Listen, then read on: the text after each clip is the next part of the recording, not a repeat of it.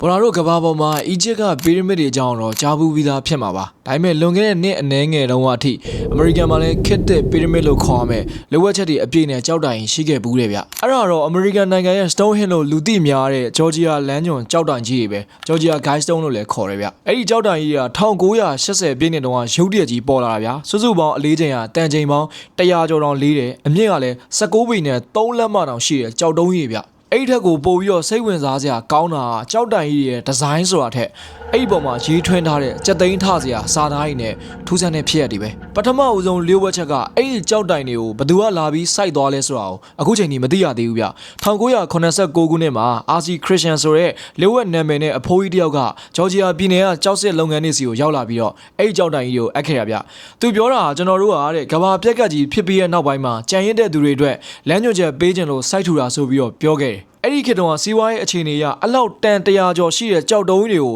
တည်ပြီးတော့စိုက်ဖို့ဆိုတာအခုခေတ်ငွေကြေးနဲ့တက်ရင်တော့မှတိန်းထောင်ကြီးအကုန်ကြများမဲ့ကိစ္စကြီးဗျဒါကိုအဖိုးကြီးကပတ်စံအလကားပုံပေးတော့မှလာအပ်သွားတာဒါပေမဲ့သူ့ရဲ့နာမည်အရင်းကိုတော့ဘယ်သူမှမသိခဲ့ရအောင်ဘာဖြစ်လို့လူတွေဒီလောက်တောင်မှလမ်းခဲ့ကြလဲဆိုတော့ကြောက်တိုင်မှာကဘာသုံးဘာသာစကား10မျိုးနဲ့လမ်းညွှန်ချက်10ခုကိုရေးထားတာဗျာအဲ့ထဲမှာကဘာတစ်ခုလုံးကဘာပြတ်တော့မလို့တုံလို့သွားစေတဲ့အချက်တစ်ချက်ရှိတယ်အဲ့ဒါတဘာဝပတ်ဝန်းကျင်နဲ့ရေရှည်များတောက်ဖို့အတွက်ကဘာလူဦးရေကိုတန်း900အောက်မှာပဲအမြဲတမ်းထိမ့်သိမ်းထားပါဆိုတဲ့စာသားကြီးပဲစဉ်းစားကြည့်ဗျာကျွန်တော်တို့ကဘာလူဦးရေကအခုချိန်မှာတန်း8000ကျော်နေပြီဆိုတော့အဲ့ဒီစာသားရဲ့အဓိပ္ပာယ်ရဆိုရင်လူတန်းပေါင်း9500ကျော်ကိုရှင်းထုတ်ပြရမလားဆိုတဲ့အဓိပ္ပာယ်ရှိတယ်ပြီးတော့နောက်ပိုင်းမှာရေးထားတဲ့အချက်တွေကလည်းကဘာတစ်ခုပဲရှိရမယ်အစိုးရတစ်ခုပဲရှိရမယ်ဆိုတဲ့ပုံစံမျိုးတွေဗျာအစိုးရတစ်ခုကပဲတစ်ကဘာလုံးကိုအုပ်ချုပ်ရမယ်ပြီးတော့တစ်ကဘာလုံးမှာလည်းကဘာသုံး language တစ်ခုပေါ်ပေါက်လာရမယ်ဆိုတဲ့အစာတွေလည်းပါတယ်ဗျအဲ့ဒီကြောက်တိုင်ရဲ့နောက်ထပ်ထူးခြားချက်တစ်ချက်ကနက်ခတ်ဗေဒပညာတွေထည့်သွင်းထားတာဗျာအလဲကကြောက်တိုင်မှာဖောက်ထားတဲ့ဒီမျက်စိတစ်ပေါက်စာအပေါက်ကနေပြီးတော့တေချာလမ်းကြည့်လို့ရှိရင်မြောက်ဘက်ကဒူးဝင်ကျဲကိုတစ်နှစ်လုံးဘယ်ချိန်ကြည့်တက်မမတ်ကိုမှမြင်ရတယ်အဲ့လိုမျိုးပဲအပေါ်ကကြောက်တိုင်မှာဖောက်ထားတဲ့အပေါက်ကနေပြီးတော့နေအောင်ကြီးကျလာတဲ့ပုံစံကိုတွက်ချက်ပြီးတော့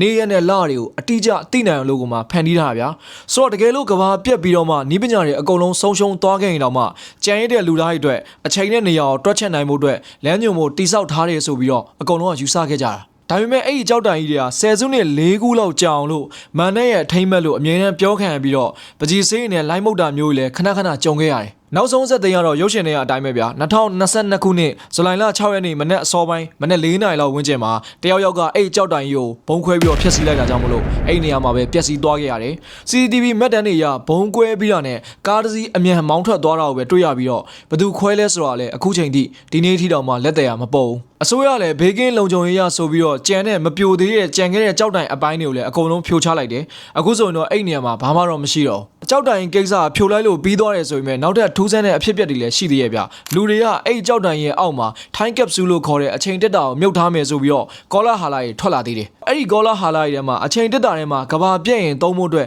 လျှို့ဝှက်နီလန်းတွေပါလိမ့်မယ်ဆိုပြီးတော့လူတွေကယူဆခဲ့ကြတယ်ဒါပေမဲ့မြေတူးစက်နဲ့အောက်ကိုတူးလိုက်တဲ့အခါမှာတော့အောက်မှာတော့ဘာမှရှိမနေဘူးဗလာတက်ကြီးပဲဖြစ်နေရဗျာဒါကြောင့်မလို့အဲ့ဂျော်ဂျီယာဂိုင်းစတုံးဆိုတဲ့ကြောက်တိုင်ကြီးတွေကဘသူတွေကဘာအတွက်လာပြီးတော့စိုက်ခဲ့ရလဲဘာကြောင့်မလို့ဘုံခွဲသွားရလဲဆိုတဲ့ဗဟိနီတွေကအခုချိန်ကြီးကဘာပေါ်မှာလျှို့ဝှက်ချက်အနေနဲ့ပဲရှိနေတုံးပဲဗျဆိုတော့ဘော်ရာတို့ကဘယ်လိုမြင်လဲဗျအဲ့ဒီကြောက်တိုင်ကြီးတွေကကဘာကြီးကိုတကယ်ပဲလမ်းညွှန်မှုအတွက်ရေးခဲ့ရလားဒါမှမဟုတ်လျှို့ဝှက်အဖွဲ့အစည်းတွေရဲ့ကဘာဖြတ်မဲ့စီမံကိန်းလားဘယ်လိုမျိုးမြင်လဲဗျအားလုံးပဲနောက်ဗီဒီယိုမှာပြန်တွေ့ပါမယ်ကျွန်တော်တို့မှလည်းပါ